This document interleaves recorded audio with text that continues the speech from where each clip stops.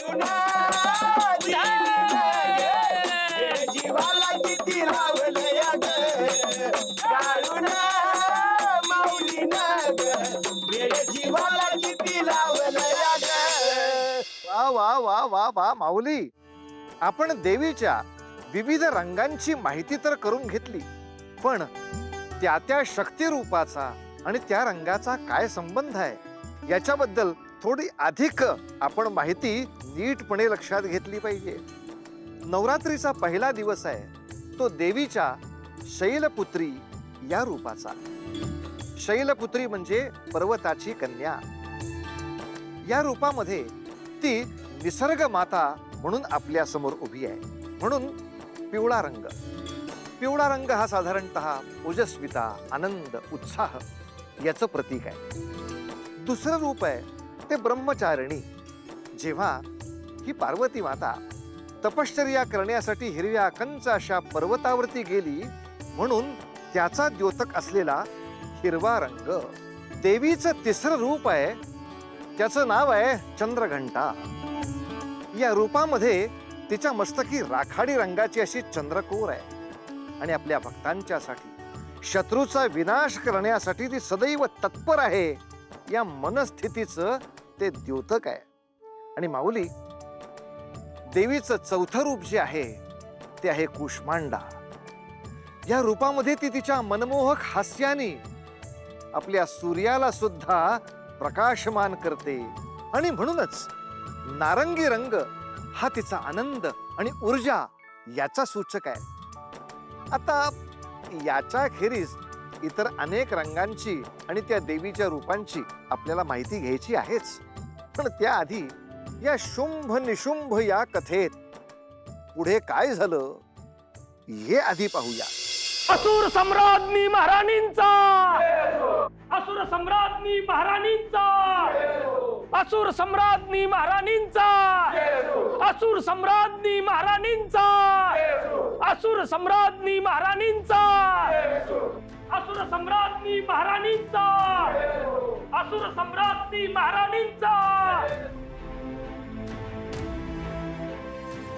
सेनापती, आम्ही सर्व योजना सांगितल्या आहेत, त्यांचे पालन व्हायलाच हवे, ही आमची आज्ञा आहे. जशी आपली आज्ञा महाराणी, आपण म्हणता तसेच होईल.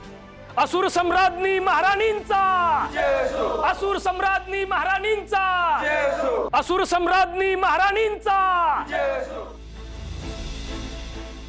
राता राता शुंभ. निशुंभ, तू? होय, मी. परंतु तू कुठे हरवला आहेस?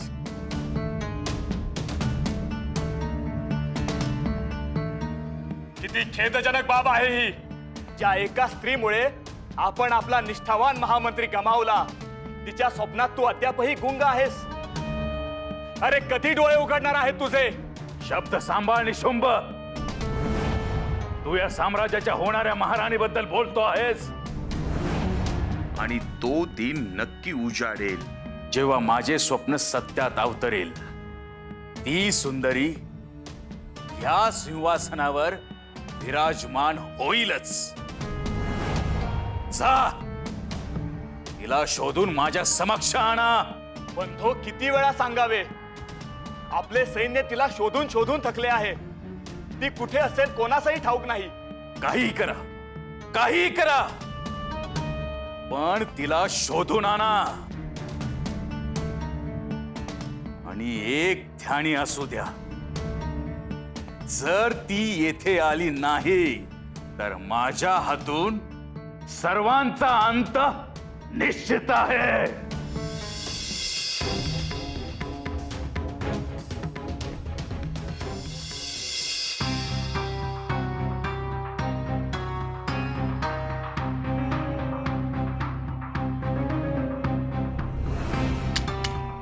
नारायण नारायण. माते, माझा प्रणाम स्वीकार करावा. मुनिवर, आपण येथे? माते, माझा भ्रमराप्रमाणे तिन्ही त्रिकाळ तिन्ही लोकी संचार असतो.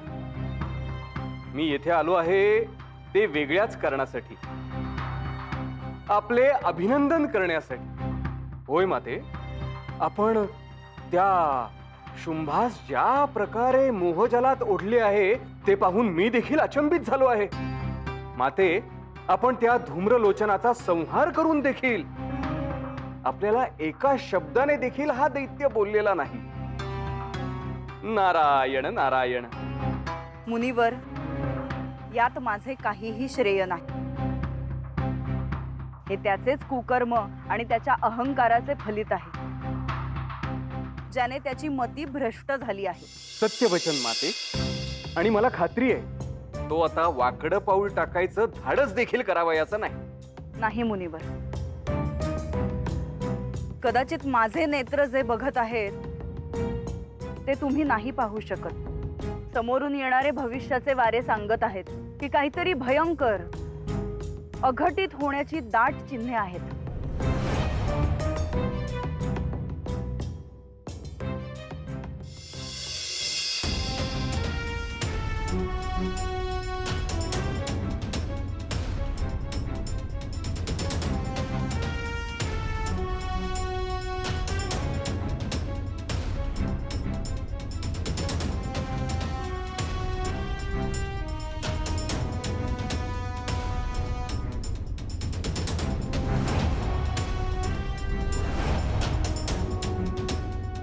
अखेर आपण आपली चाल खेळून गेलात तर मला शंका होतीच की कुणीतरी माझ्यासोबत छल कपट करत आहे. कुणीतरी घोर कुचेष्टा करून माझ्याबद्दल अयोग्य मत आणि विचार प्रवाह रुजवत आहे. आणि हे घडवणारे इतर कुणीही नसून साक्षात इंद्रदेव आहात. होय ना?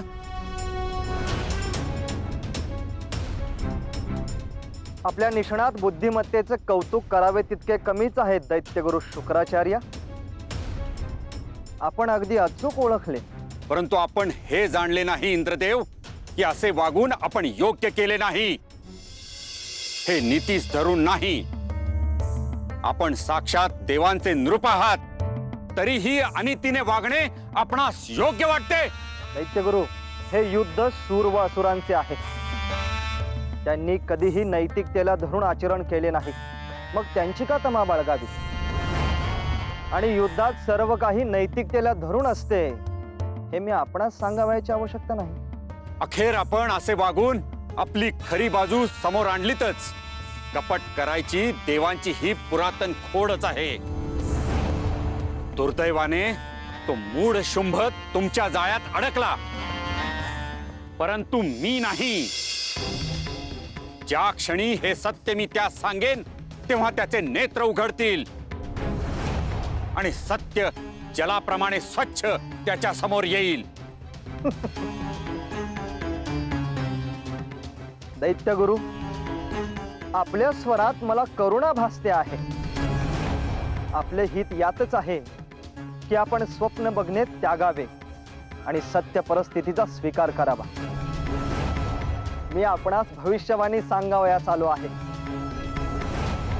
आता शुंभ आपल्या कुठल्याही वाणीवर विश्वास ठेवणार नाही आणि अशी मी योजनाच राबवलेली आहे. आणि त्याची परिणिती म्हणजे लवकरच देवी दुर्गा यांच्या हातून त्याचा व सर्व दैत्यांचा नाश हा निश्चित आहे.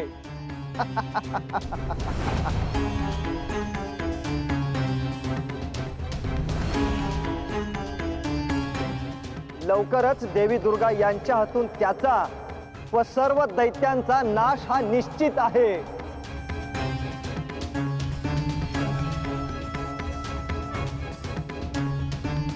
इंद्रदेव, इतक्या सहज पराभूत होणाऱ्यांमध्ये दैत्यगुरु शुक्राचार्य याची गणना करून आपण आणखी मोठी चूक केली आहे.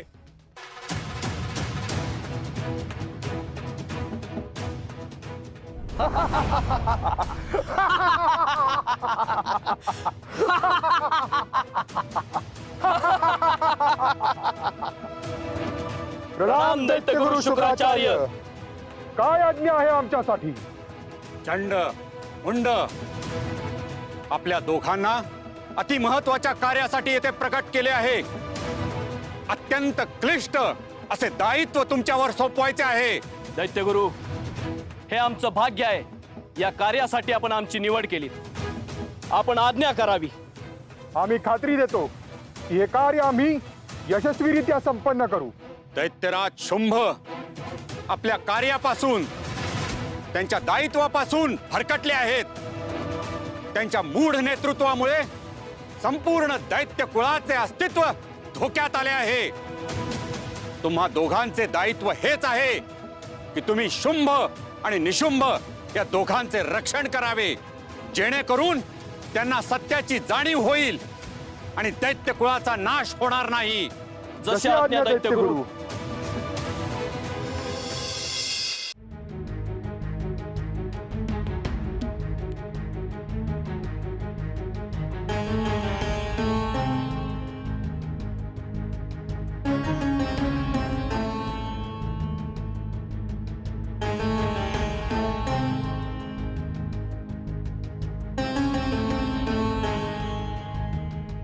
आश्चर्य आहे, काही काळापूर्वी आपण येथून गेलो त्यावेळी ही सुंदरी दिसली नाही आणि आता अचानक कशी काय अवतरली? दैत्यराजांना ही वार्ता द्यायलाच हवी.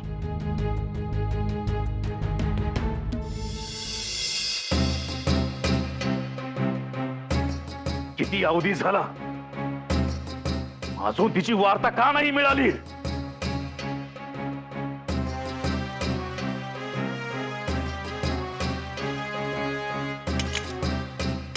नारायण नारायण.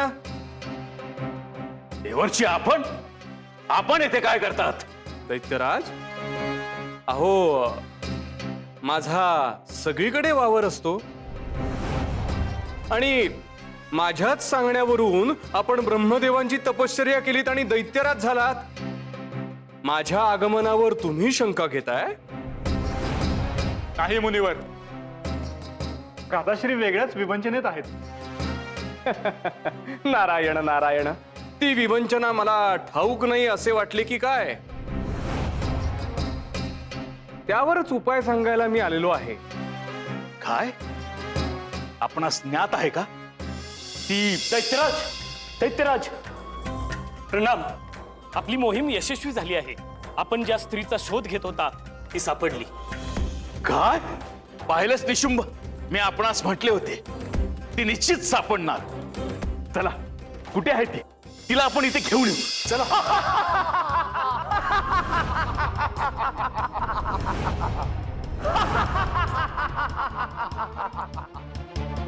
दैत्य चंडमुंड, तुम्ही? होय निशुंभ, आम्हास दैत्यगुरूंनी पाचारण केले आहे आपल्या दोघांच्या रक्षणासाठी. आमच्या रक्षणासाठी? परंतु त्याबद्दल दैत्यगुरु आम्हाला बोलले देखील नाहीत, पूर्व कल्पना देखील दिली नाही. कारण त्यांना आपली चिंता आहे दैत्यगुरु, म्हणून त्यांनी आम्हा सत्वर येथे यावयास सांगितले. असो, आम्ही तत्परतेने त्या स्त्रीला जाऊन इथे घेऊन येतो. छे छे छे छे, दैत्यराज, दैत्यराज काय करत आहात आपण? अहो, कोण आहात आपण? आपल्याला हे शोभत नाही.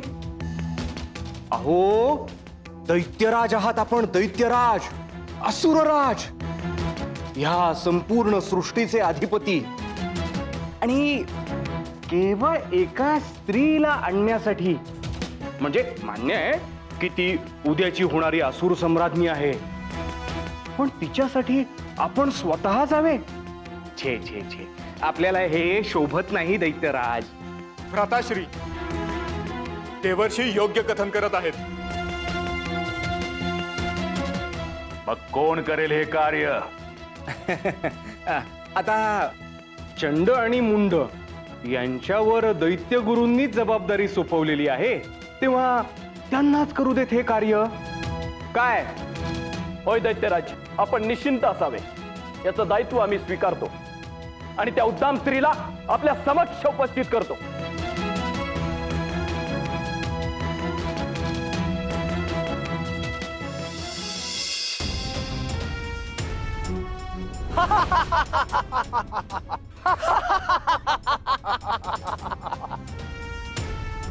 दैत्य मुंड तिचे सौंदर्य किती मोहक आहे याची प्रचिती आली. आज आम्हाला समजले की दैत्यराज आपल्या प्रीतीमध्ये एवढे बुडून का गेले आहेत. हे सौंदर्यवती, आम्ही तुला नम्रपणे सांगू इच्छितो की तात्काळ आमच्या समवेत प्रासादी यावे. दैत्यराज तुझ्याशी विवाह करून तुला असुर साम्राज्याचा मान देणार आहे. मला सांगा, माझ्याशी विवाह करायचा मानस नेमका कोणाचा आहे, तुमचा की त्यांचा? जर त्यांना माझ्याशी विवाह करायचा असेल तर त्यांनी तुम्हास येथे का पाठवले? इतके लज्जित का होत आहेत तुमचे दैत्यराज की मला भेटायचे देखील त्यांना भय वाटत आहे. हे युवती, तू तुझ्या मर्यादा ओलांडते आहेस. विसरू नकोस, तू एक सामान्य स्त्री आहेस. एका स्त्रीचे हे धाडस की तिने आमची आज्ञा पाळू नये. स्त्रीचे सामर्थ्य काय असते, तिचा सन्मान कसा करावा याचे देखील ज्ञान नाही आपणास? इतके उन्मत्त कसे झालात तुम्ही? तू शिकवणारा मास शक्ती काय असते इतका जर अहंकार असेल तुला तुझ्या सामर्थ्याबद्दल तर आम्ही तुला आव्हान देतो. आमच्या आज्ञेचे पालन करून आमच्या सोबत महालात चल अथवा आमच्याशी युद्ध कर, ज्यात तुझा निश्चित पराभव आहे. आणि अशा पराभूत स्त्रीला आम्ही अवमानकारक पद्धतीने महालात घेऊन जाऊ.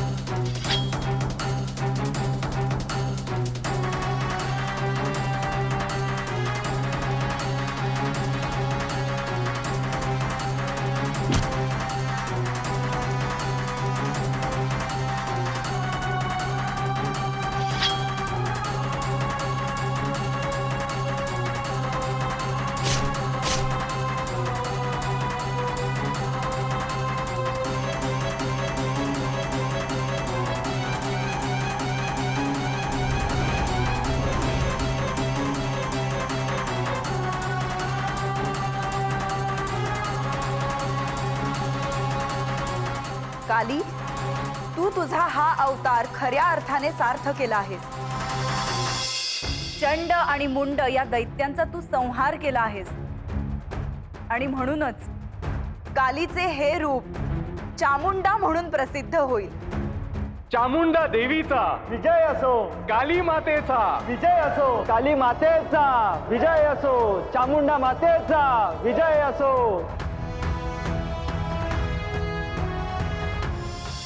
देवीचं 6वं रूप जे आहे ते कात्यायनी, ही देवांच्या क्रोधातून उत्पन्न झाली आणि त्यामुळेच हे अत्यंत उग्र स्वरूपामध्ये असते आणि त्यामुळेच कदाचित लाल रंग हा त्याच्याशी संलग्न झालेला असावा. काल रात्री हे देवीचं 7वं रूप आहे. या रूपात ती विनाशाची देवता आहे, म्हणून तिला काली असंही म्हणतात. ही तिची विलक्षण ऊर्जा त्या निळ्या रंगातून व्यक्त झाली असावी. देवीचं 8वं रूप हे महागौरी असं आहे. ती सगळे मनोरथ पूर्ण करणारी आहे, त्यामुळे तो गुलाबी रंग हा ताजेपणाचा असा प्रतीक आहे. आणि सिद्धिदात्री हे देवीचं 9वं रूप आहे. ती ज्ञानाची दात्री आहे आणि आपल्या सगळ्या इच्छा, आपले सगळे मनोरथ पूर्णत्वाला न्यायला ती आपल्याला साह्य करते. म्हणूनच माऊली, जांभळा रंग हा महत्वाकांक्षा आणि शक्तीचं एक सांकेतिक रूप आहे. या सगळ्या गोष्टी आपल्याला काय सांगतात? एकच की आपण आपल्या आईची स्तुती, आपल्या आईचं पूजन विविध पद्धतीनं करत असतो.